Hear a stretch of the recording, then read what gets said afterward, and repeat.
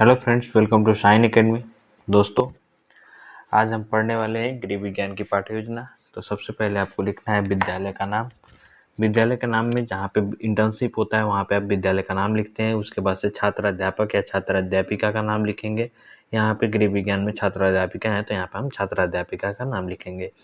दिनांक, कक्षा, विषय, वर्ग, कालांश और अवधि। अवधि हमेशा 40 मिनट की होती है। यहाँ पे प्रकरण है रोग। इसको हमेशा हम सिंगल इन्वर्टेड कामा में रखते हैं। सामान्य उद्देश्य आपको मैंने बताया है कि यह विषय से संबंधित होता है। सामान्य उद्देश्य यहाँ पे मिनिमम कम से कम 10 सामान्य उद्देश्य होने चाहिए।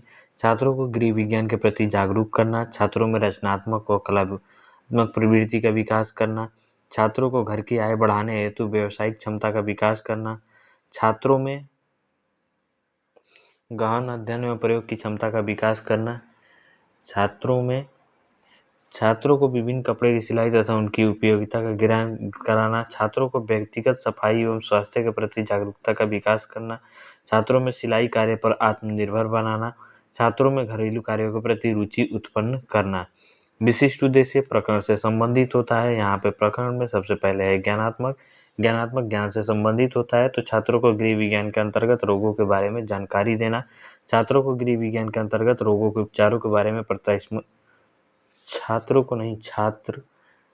छात्र गृह विज्ञान के अंतर्गत रोगों के उपचार के बारे में प्रत्यास्मरण कर सकेंगे। बोधात्मक उद्देश्य छात्रों की समझ के लिए होता है। ठीक है, छात्रों को रोगों के बारे में जानकारी देंगे जिससे वह बच सकेंगे। नहीं, यहाँ पर हमको क्या लिखना है कि छात्र रोगों के बारे में समझ सकेंगे। छात्र रोगों के बारे में समझ सकेंगे।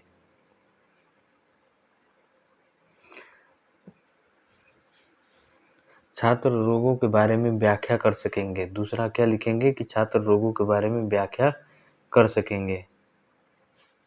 अनुप्रयोगात्मक उद्देश्य में छात्रों के व्यवहारिक जीवन में उसका क्या प्रयोग है तो छात्र रोगों के बारे में जानकर उससे बचाव कर सकेंगे। छात्र रोगों के उपचार का ज्ञान ले सकेंगे।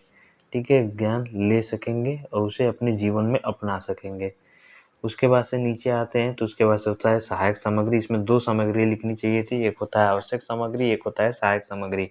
आवश्यक में ही होना चाहिए था चौक, डस्टर और यहीं पे होता श्यामपट्ट, और सहायक सामग्री में पॉइंटर, चार्ट पेपर, लपेट, श्यामपट्ट जो भी आता है वो सारी चीज़ें, मॉडल इत्यादि इसी में आते हैं।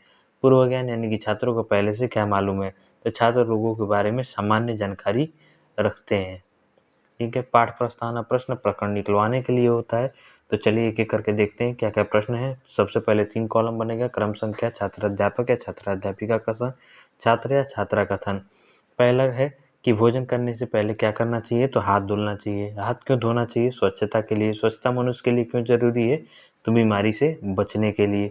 रोग या बीमारी क्या होता है, इससे कैसे बचा जाता है, तो यहाँ पे हो गया समस्यात्मक। उद्देश्य कथन करते हुए हम श्यामपट्ट पर अपना प्रकरण लिखते हैं कि छात्रों आज हम रोगों के बारे में विस्तृत अध्ययन करेंगे।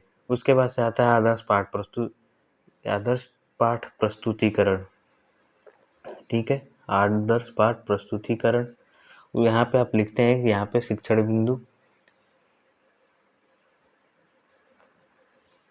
बिंदु छात्र अध्यापिका कथन, छात्र कथन और श्यामपट्ट कार्य। पहला क्वेश्चन है स्वच्छता न रख पाने से क्या होता है तो रोग होता है। रोग किसे कहते हैं? समस्यात्मक। पहला शिक्षण बिंदु होगा रोग और यहाँ पे होगा स्पष्टीकरण। रोग का अर्थ अस्वस्थ होता है, शरीर का पूरी तरह कार्य करने में किसी प्रकार की कमी का होना रोग कहलाती है। रोग मुख्यतः 2 प्रकार के होते हैं, असंक्रामक और संक्रामक रोग।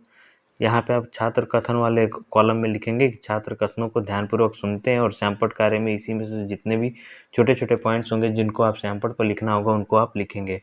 यहाँ पे असंक्रामक रोग, ये वे रोग होते हैं जो छुआछूत से नहीं फैलते, ये पोषण की कमी से हो सकते हैं, जैसे विटामिन ए की कमी से रतौंधी हो जाना। कुछ असंक्रामक रोग वंशानुगत भी होते हैं, ये पूर्वजों से मिलते हैं। वर्णांधता एक ऐसा ही रोग है।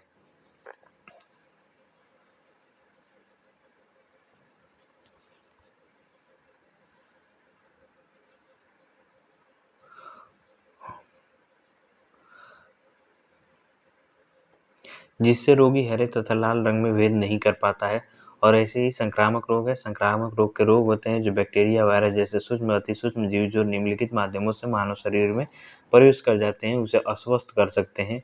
पहला, दूषित खाने तथा पीने से हैजा, टाइफाइड जैसे रोग हो सकते हैं। वायु में उपस्थित सूक्ष्म जीवाणुओं द्वारा जुकाम, तपेदिक जैसे रोग होते हैं। मच्छर के माध्यम से मलेरिया, चिकनगुनिया, डेंगू फैलता है।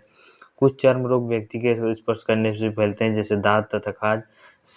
संक्राम संक्रमित मिट्टी के संपर्क द्वारा कृमि संक्रामक फैलते हैं। बोधात्मक प्रश्न यानी कि छात्रों की समझ के लिए पूछा गया प्रश्न कि रोग का अर्थ क्या होता है, तो अस्वस्थ होना।